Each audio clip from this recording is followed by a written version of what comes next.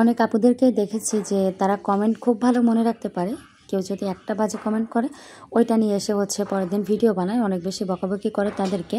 তো এরকম কয়েকজনকে দেখেছি, নামও বলতে পারি। তো আসলে এটাও আমি মনে করি যে এক প্রকার মেধা, বাট কমেন্ট আসলে আমি অত বেশি মনে রাখতে পারি না।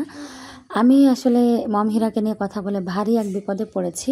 একটার পর একটা বাজে কমেন্ট আসতেই আছে। হ্যাঁ, অনেকেই যারা এই চালাক মহিলার চালাকিগুলো বোঝেন তারা অবশ্যই এসে আমাকে সাপোর্ট করে গেছেন, বাট যারা বোঝে না তারা এসে অনেক বেশি স্যাবলামি করছে এখানে।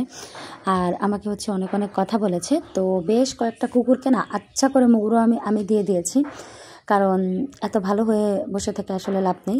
যে আমার শুধু একটা কথাই বলার, যে আমি যদি কাউকে খারাপ বলে খারাপ হই, তাহলে আমাকে যারা খারাপ বলছে সেও আসলে খারাপ। কারণ আমি কাউকে দিনের পর দিন, বছরের পর বছর দেখে তারপরে তার বিষয়ে কয়েকটা কথা বলেছি, বাট যারা আমাকে খারাপ বলেছে তারা কিন্তু আমাকে একবারই দেখেছে, মাত্র একটা ভিডিওর মাধ্যমে দেখেই কিন্তু তারা আমাকে খারাপ বলেছে।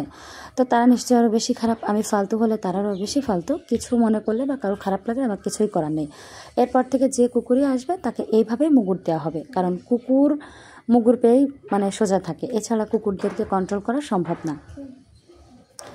আর কালকে যে বিষয়টা নিয়ে আমি কথা বলেছি, হীরা আপুর সাথে ফোনে কথা বলার যে ব্যাপারটা, তো অনেক কথা বলেছে।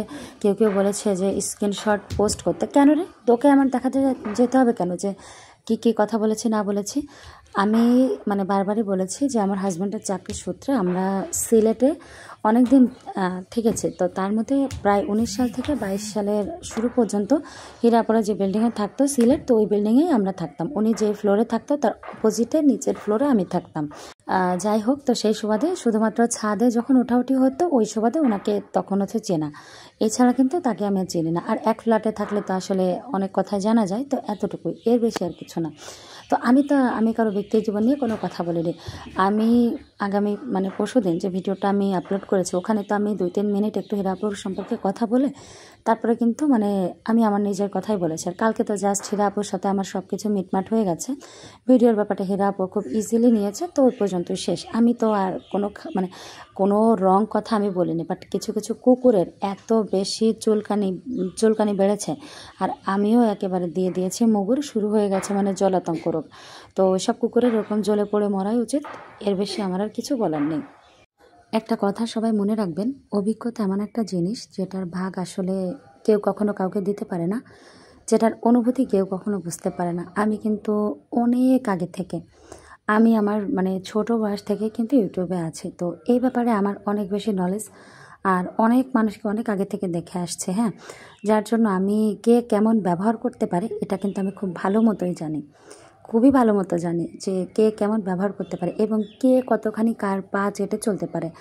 আমার ভিতরে কোনো দিনই ওইরকম যে আমার এখন সাবস্ক্রাইবার কম আছে দেখে আমার ব্যবহার ভালো, আর যখন সাবস্ক্রাইবার বেশি হবে তখন আমার ব্যবহার খারাপ হবে, আর ছোটো ইউটিউবারদেরকে পাত্তাই দিব না, এরকম কোনো স্বভাব আমার ভিতর কোনো কালেই ছিল না। এর আগেও আমার চ্যানেল ছিল, সেখানে আমার প্রায় 6,000 10,000-এর মতো সাবস্ক্রাইবার ছিল। তো আর এখনও আমার এই চ্যানেল বাদে অন্য আরও একটা চ্যানেল আছে, যেটা আমি আসলে হাইড করে রাখতেই পছন্দ করি, কারণ আমার ফ্যামিলি থেকে একটা চ্যানেলই জানে, বাট একবার যদি একটু জানাজানি হয় তারপর সবাই আস্তে আস্তে করে জেনে যায়। আর মানুষ আসলে মানুষের ক্ষতি করতেই বেশি পছন্দ করে। তো যাই হোক, আবার আমার একটু উপরে উঠতে হবে দেখি এর সাথে ওর সাথে মিষ্টি করে কথা বলা, না, এগুলো আসলে আমার দ্বারা সম্ভব না। আমাকে একজন কমেন্ট করেছে যে আমি নাকি হীরা আপু আর নূর আপুর মধ্যে নিজেকে কয়লা বানিয়ে ফেলেছি। দেখেন, ভিডিওর শুরুতেই কিন্তু আমি বলেছিলাম যে নূর আপু সবসময় ওনার অভাবগুলোকে তুলে ধরে, এগুলা খুব বেশি করে দেখায়, যেটা কিন্তু আমার ভালো লাগে না। আমি কিন্তু নূর আপুকে চেটে কোনো কথা বলিনি, আমি একদম স্ট্রেট কাট কথা বলেছি।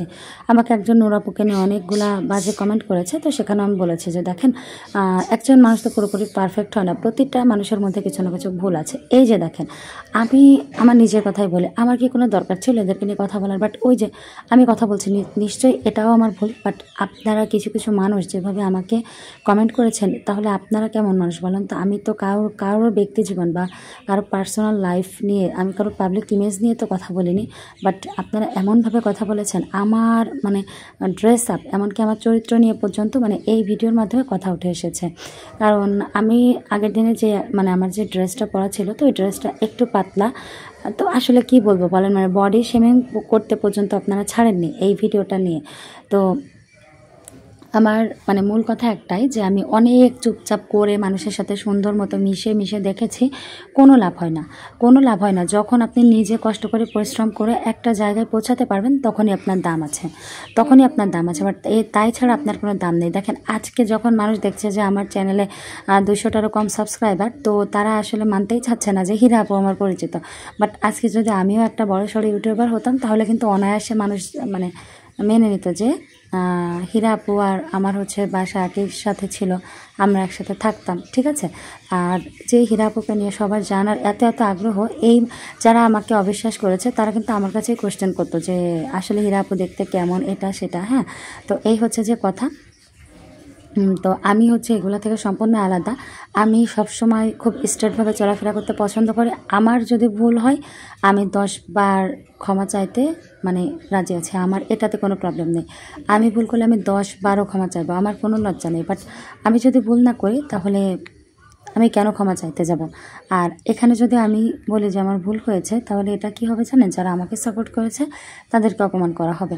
তো প্রত্যেকটা আপুকেই বলবো যারা ইউটিউবে আছেন, ইউটিউবিং করছেন, কখনো না আপুরা কারোর ভরসা করবেন না, বিশ্বাস করেন, কখনো আপনার কারোর ভরসা করবেন না। নিজের মতো করে কাজ করে যাবেন। একটা কথা মনে রাখবেন, আমরা যত ইউটিউবে শখ করে আসি না কেন, দিন শেষে আমরাও কিন্তু চাই যে আমরা ঘরে বসে কিছু আর্নিং করি।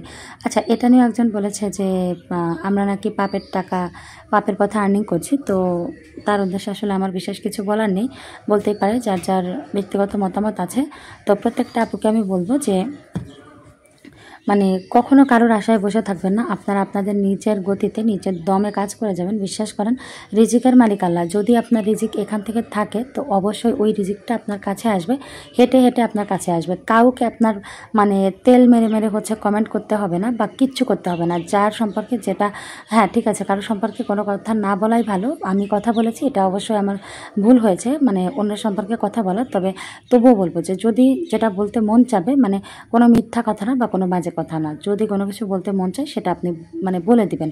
কখনো ভয় পাবেন না যে ওর নামে এটা বললে আমার কোনো কিছু হতে পারে কিনা। যত ভয় পাবেন তত বেশি পিছনে পড়বেন। আমার মনে হয় যে সবসময় সাহস নিয়ে সামনে এগিয়ে যাওয়া উচিত। বিশ্বাস করেন, আমার এর আগের যে চ্যানেলটা ছিল আমি কখনো ওরকম কারোর সাথে তেল বানি, এমনিতেই ভাইরাল হয়েছিল, এমনিতেই আমি আর্ন করেছি ওই চ্যানেল।